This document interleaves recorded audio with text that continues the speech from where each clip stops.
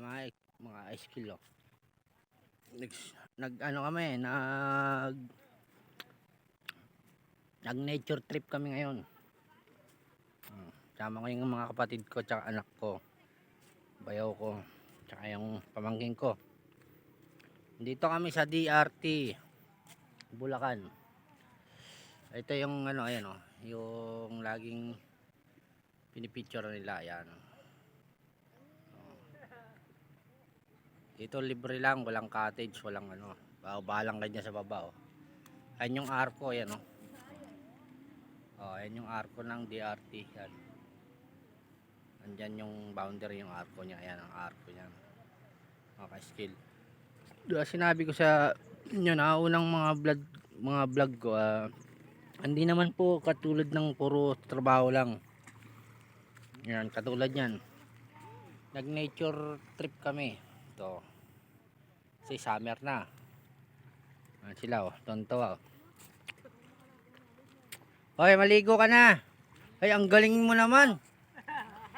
Ang galing mo naman, yabang eh. Pamangking ko mga ka-skill oh. Oh. Oh.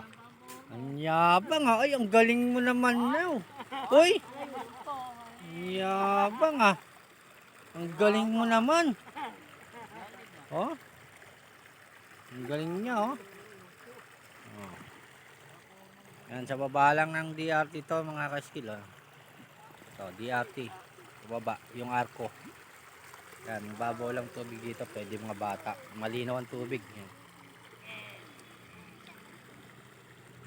Ang galing mo naman ah. Madulas ka, huwag kang tatalon. Huwag kang tumalon, madulas ka.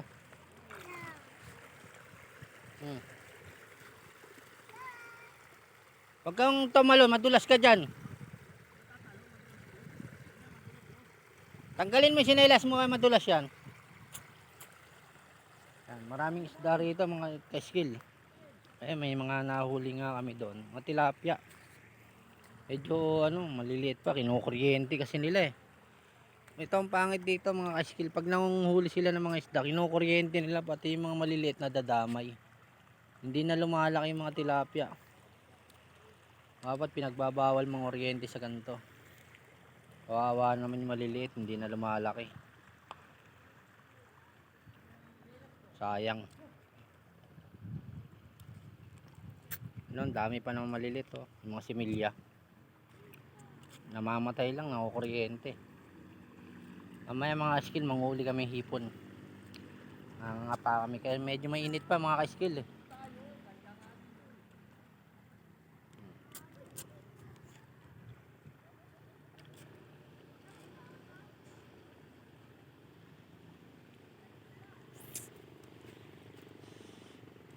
Okay mga ka-skill, thank you sa pag-support sa video natin. Saka God bless po.